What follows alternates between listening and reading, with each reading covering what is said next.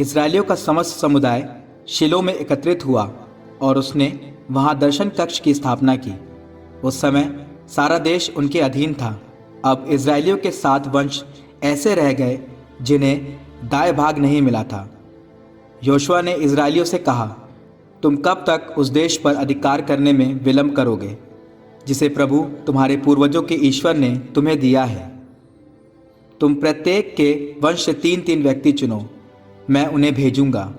वे देश का भ्रमण करेंगे और उसका सर्वेक्षण करने के बाद निर्णय करेंगे कि किस किस को कौन कौन सा भाग मिलेगा। तब वे मेरे पास लौटेंगे। तुम देश को 7 भागों में विभाजित करोगे। दक्षिण में यूदा वंश अपने क्षेत्र में बना रहेगा और उत्तर में यूसुफ के वंशज अपने क्षेत्र में। देश के 7 भागों का वर्णन लिखने के बाद उन्हें मेरे पास ले आओगे और तब मैं यहाँ प्रभु तुम्हारे ईश्वर के सामने तुम्हारे लिए चिट्ठियाँ डालूंगा। लेवियों को तुम्हारे साथ कोई भाग नहीं मिलेगा, क्योंकि प्रभु का याजकीय पद ही उनका दाएं भाग है। गाद, रूबेन तथा मनस्से के आधे कुल को यरदन के उस पार पूर्व में दाएं भाग मिल चुका है, जिसे प्रभु के सेवक मूसा ने उन्हें दिया था। जब वे देश का सर्वेक्षण करने निकले तो योशुआ ने उनसे कहा, तुम देश का सर्वेक्षण करने जाओ, उसका वर्णन लिखो और मेरे पास लौटो। मैं यहाँ शिलो में प्रभु के सामने तुम्हारे लिए चिट्ठियाँ डालूंगा। वे लोग चले गए और उन्होंने देश का भ्रमण कर उसका वर्णन लिखा और उसके नगरों को 7 भागों में बांटा। जब वे शिलो के शिविर में योशुआ के पास लौट आए तो योशुआ ने शिलो में प्रभु के सामने उनके लिए चिट्ठियाँ डाली। इस प्रकार योशुआ ने इस्राएलियों के लिए वहाँ के देश को विभाजित कर प्रत्येक के लिए उसका भाग निश्चित कर दिया। बेन्यामीन वंश के विभिन्न कुलों के लिए इस प्रकार चिट्ठी निकली। उनका भाग यूदा और यूसुफ वंशियों के बीच में पड़ा। उत्तर में उनकी सीमा यरदन से प्रारंभ होती थी।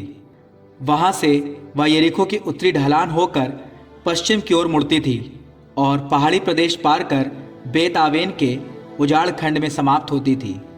वहाँ से वह सीमा लूज की, जो बेतेल भी कहलाता है, दक्षिणी ढलान पार कर अटारोत अद्धार तक उस पर्वत पर पहुँचती थी जो निचले बेत होरोन के दक्षिण में है। फिर वह सीमा बेत होरोन के सामने के दक्षिणी पर्वत से प्रारंभ होकर दक्षिण की ओर जाती थी और किरियत बाल अर्थात किरियत या आरीम पर समाप्त होती थी। यह नगर यूदावंशियों का था। यही उसकी पश्चिमी सीमा थी। दक्षिणी सीमा किरियत या आरीम के पास से प्रारंभ होती थी। यहाँ से वह पश्चिम की ओर मुड़कर नेफ्तोवा के जल स्रोत तक जाती थी। फिर वह सीमा उस पर्वत के किनारे तक जाती थी जो बिन हिन्नोम की घाटी के सामने है और जो रफाइम की घाटी के उत्तरी सिरे पर स्थित है। फिर वह यबूसी पर्वत की ढाल के दक्षिण हिन्नोम घाटी में उतरकर एन रोगेल तक जाती थी।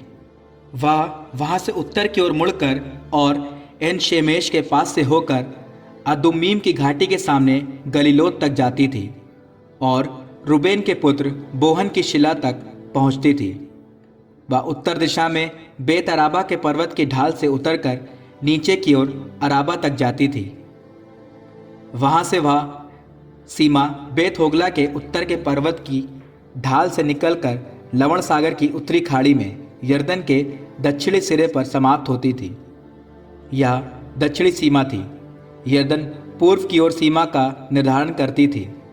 यही बेन्यामीन वंश के विभिन्न कुलों के दाएं भाग थे तथा यही उनके चारों ओर की सीमाएं थीं।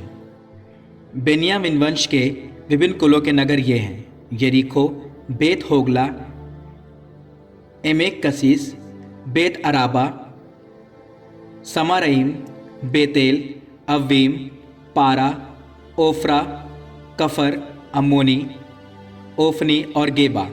ये 12 नगर और इनके साथ के गांव: गिबोन, रामा, बैरोत, मिस्पे, कफीरा, मूसा, रेकेम, यिर्पेएल, तरअला, सेला, एलेफ, यबूसियों का नगर अर्थात यरूशलेम, गिबअत और किरियत या आरीम। ये 14 नगर और उनके आसपास के गांव। यही बेन्यामीन वंश के विभिन्न कुलों के दाएं भाग थे।